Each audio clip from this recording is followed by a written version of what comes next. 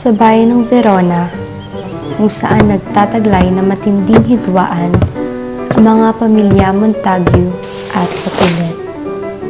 Nag-ugat ang trahedya ng pag-ibig ni Romeo at Juliet.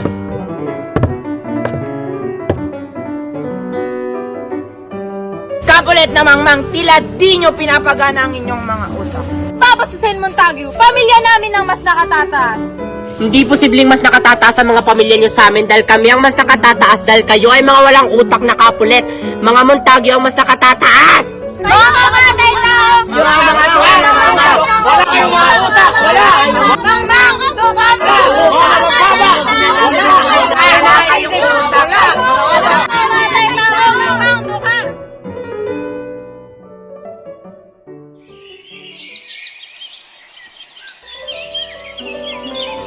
Ako si Juliet Capulet, ang anak ni Don Capulet at Lady Capulet. Ako ang babaeng hindi inaasahang iibigin ni Romeo. Nais akong ipakasal ng aking magulang sa isang konde na si Conde Paris. Ngunit pinaglaban ko ang aking pag-ibig at piniling magpakasal sa aking natatangi, si Romeo. Ako, si Romis Montague, anak ni Lord Montague at Lady Montague. Isang kabataang humanga kay Rosaline, ngunit wala ang pag-asa sa kanya. Kalaunay umibig ako sa isang Capulet, si Juliet. Siya ang aking pinakamamahal at naging kabiyak.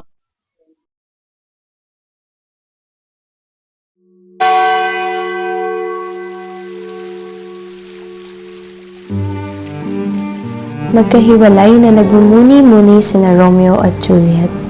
Si Romeo na labis na nagdaramdam sa pagtanggi ni Rosaline sa kanyang pagmamahal. Wala na akong mahanap na katulad mo. Kahit sino pa magandang babae aking makaharap, ay hindi kita matuturang kalimutan. Sa kabilang dako, hindi mawala sa isip ni Juliet ang sinabi ng kanyang ina tungkol sa kanyang itinaktang mapapang-asawa, si Paris. Si Conde Paris ay mabait, guwapo, at higit sa lahat, katulad ng iyong ama. Ang mahalikang pamilya ay dapat na ikakasal din sa mahalikang pamilya. Hindi ba, Juliet?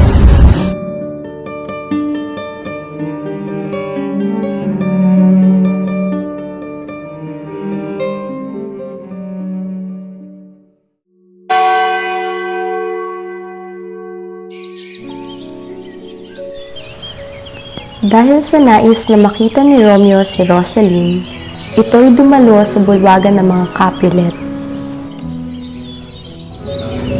Uy, kumusta aking pinsan? Andiyan ka pala. Tila kayo umiibig aking pinsan. Nakakatawa man isipin pero oo, si Rosaline. Ha? Isang Capulet? Nahihibang ka na yata. Ngunit, aking pinsan, mahal ko na siya. Sabi ko na siya makita muli. Tila wala na akong magagawa sa iyong desisyon aking pinsan, ngunit may malaki akong balita sa iyo. May magaganap na kasiyahan sa bahay ng mga Capulet. Talaga?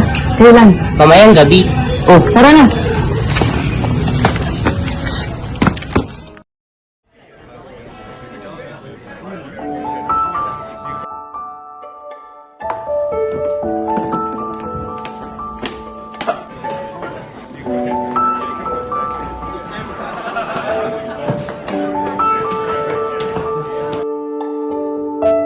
Ano kaya si Rosaline?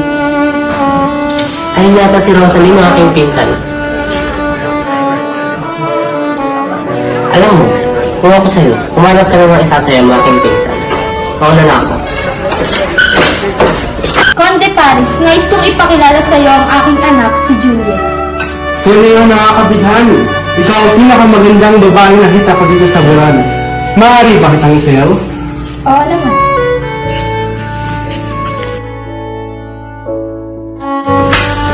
Aalis din ako agad ng Verona.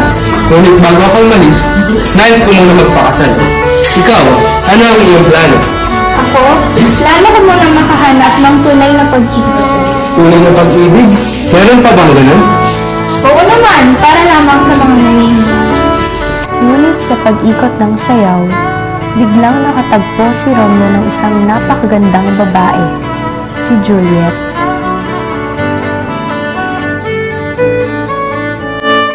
Bigla yatang umunta sa pagtibok ang puso ko o sadyang nakalimot lang itong palibok. Hindi ka pa mamamatay kung totoo yan. Walang nakakatiis ng ganda at nahanap ng buhay. Sino ka nga ulit? Ako isang sumasabang tarihimos at ikaw ang aking balang na lugar. Ang paghalit sa'yo ay nakakalas na kasalanan ko. Ang bobola ka lang eh. Di ako nabibiro. Dini, kinaharap ko na ng iyong ina si Lady Capulet. Isa siyang anak ng kapulit. Tila ba akong nabigamit sa isang kapulit? Si Romeo, nandito, sa Montague, papatayin ko siya! Huwag! Huwag kang gumawa ng eksena, Tigol!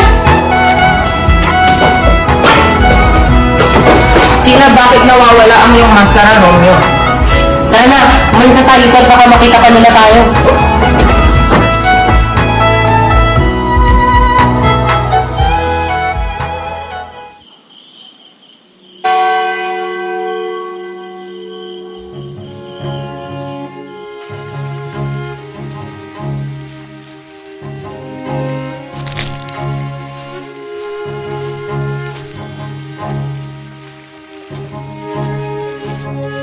May tao ba riyan?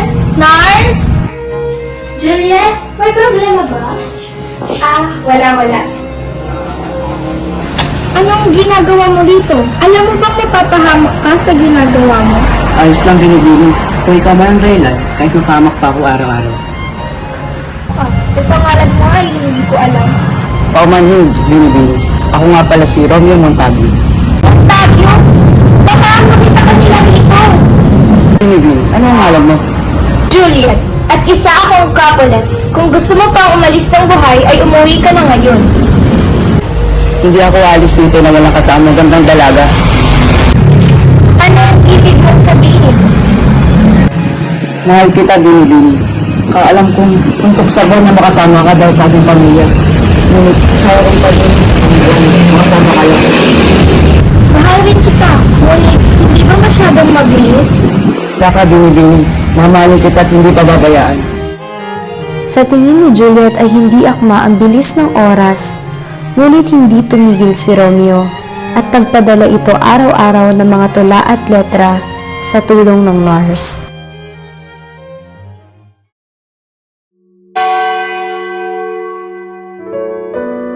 At ang araw na hinihintay ng dalawang nagmamahalan na si Romeo at Juliet, ang araw ng kanilang kasal.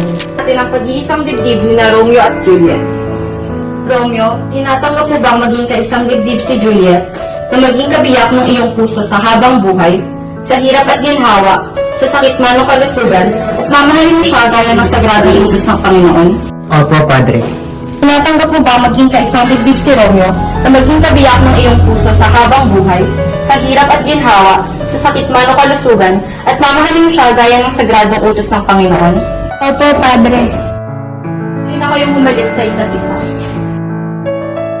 Sa tulong ng pari na si Padre Lawrence, matagumpay na nag-isang dibdib ng palihim ang isang Capulet at isang Montague.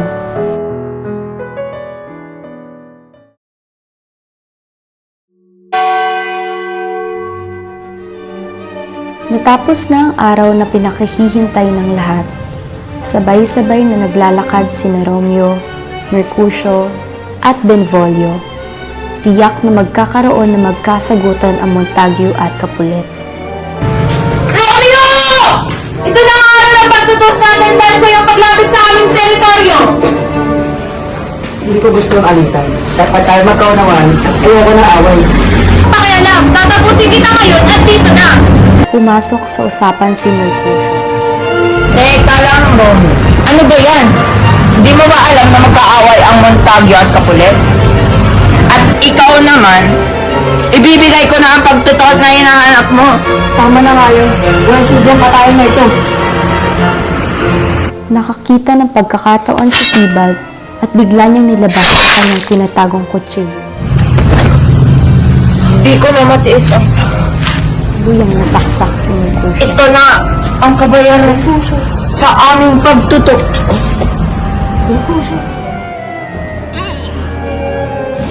Mercutio, kailangan mo magbayad. Dapat ka rin mamatay.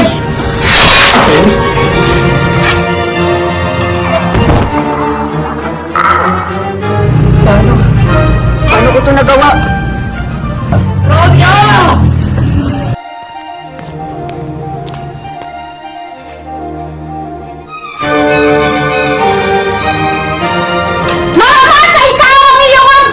Hindi mamamatay tao ang anak ko! At kung nagawa niya man yun, sigurado ako na hindi niya yun sinasadya! Ano ang pulot-dulo kung bakit si Tibad at Mercutio ay namatay? Nakita ng prinsipe na mayroong dalawang nakahandusay na makay sa lupa. Hayaan niyo po ako magpaliwanag. Magkakasama ko kami ni na Romeo at Mercutio. Inayaw ko siya ni Tibad na makipag-away, ngunit ayaw ni Romeo. Sinugod siya ni Mercutio at napatay ni Tibad. Dahil sa galit ni Romeo ay kinuha niya ang nakaratay na espada at sinaksak din si Romeo at napatay niya si Tibad. Saka ho ito tumakbo. Ito ho ang totoong nangyari. Dahil sa kanyang nagawa, aking siyang ipapatakot at kapag siya'y bumalik at aming nakita, agad siyang papaslangin.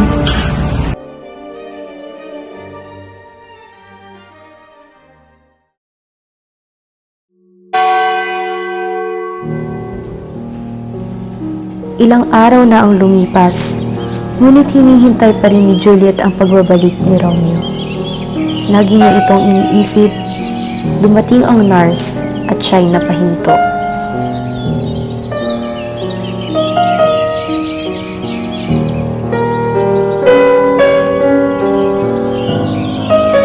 Naramdaman ko ang iyong labis na kalungkutan sa pagkamatay ng iyong pinsan. Upang ikay aming mapaligaya at nakalimutan mo ang mga nakababagot na pangyayari, ikay aming ipapakasal. Ano? Ako ipapakasal sa taong hindi ko naman mahal? Para rin naman sa'yo ito. Sana naman anak, maintindihan mo. Ayoko! Ayoko magpakasal! Magpapakasal ka sa ayaw at sa gusto mo! Naiintindihan mo!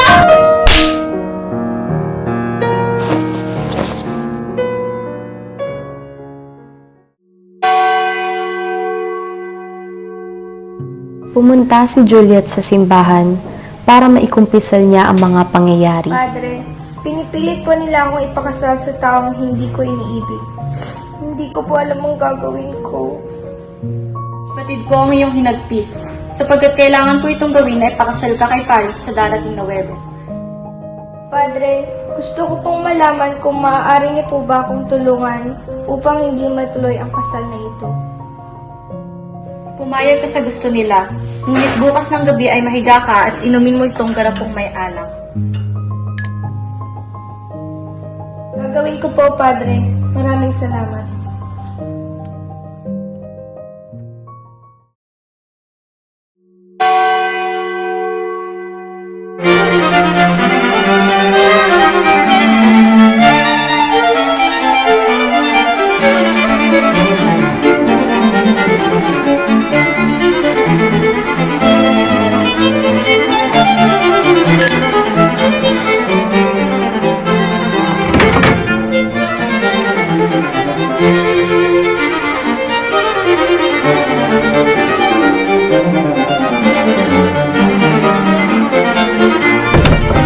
Bini-bini! Naku, nakabis ka na mag-aral, ngunit nakahiga ka pa rin. Bini-bini? Juliet? Juliet? Tulong! Tulong! Ang bini-bini wala ng buhay! Juliet! Juliet! Anak ko! Juliet!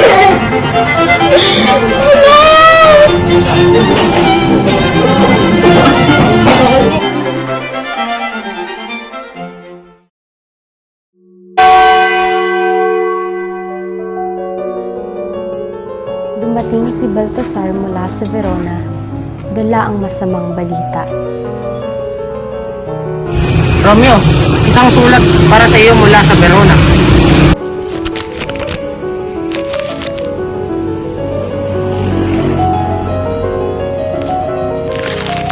Sulat ito galing sa Verona? Wala bang sulat buhat para sa mga padre? Kamusta ang aking ama't ina? Kamusta ang aking minamahal? Mabuti naman ang iyong mga magulang. Ngunit, si Juliet ay nakita kong patay na. Siya'y nilibing sa tumba ni Kapil. Ano? Teka lang, ako'y alis din. Wala bang sulat na pinapadala mga padre? Wala po, mabuting Panginoon. Ano ang dapat kong gawin? Nag-aalalang pumunta ang binata sa Butikari. Sino ba yung tumatawag ng kay lakas? Saan ba kayo na agad nakakamatay? O ito, apat na budokado. Mayroon kaming lason, ngunit parusa sa batas ng manto ay kamatayan sa sino mang magbili ng pangahas. Look, batas ay hindi mo kaibigan. Tanggapin mo yan at wag mo man lagi sa hirap. Ilagok mo ito sa kahit anong inumin at tunaw. Pagkatapos ay bigla kang mamamatay.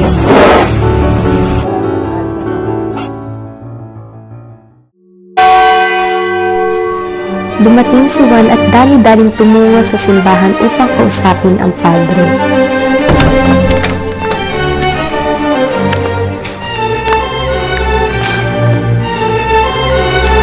Kapatid ko, hindi ko na ipadala kay Romeo ang sulat, sapagkat hindi ko rin pinalabas agad.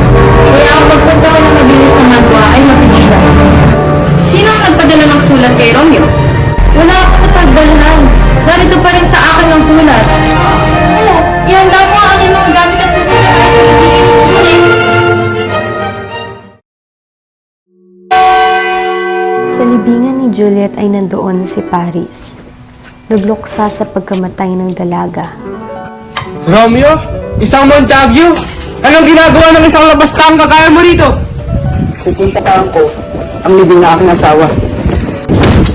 Aba, hindi ako makakapayag. Dadaan ka muna. Saan mga kamay?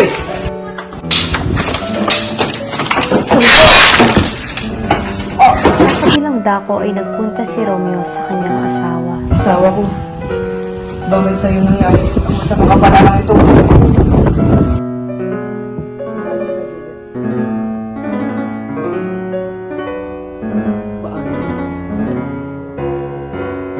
Pagkaraan ng ilang oras, nagising si Juliet at sa kanyang harap, nakita niya ang bangkay ni Romeo. Ito! Lason? Mahal ko! Ako'y iyong patawarin ngunit hindi pa ako patay! Ang huling halik ay magpapakita ng aking pagmamahal sa'yo.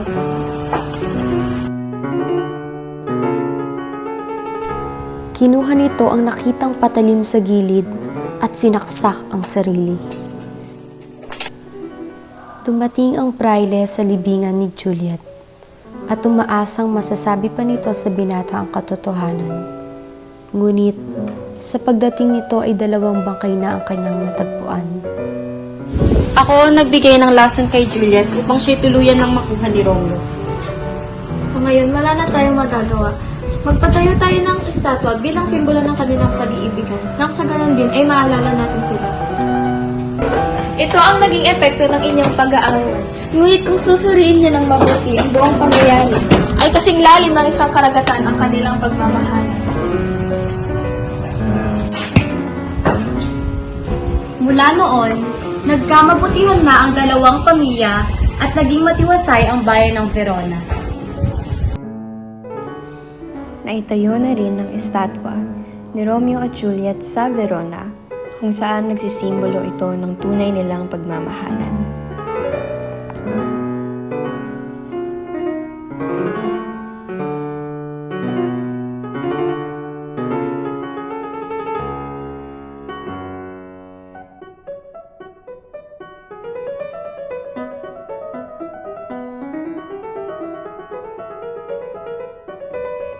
Thank you.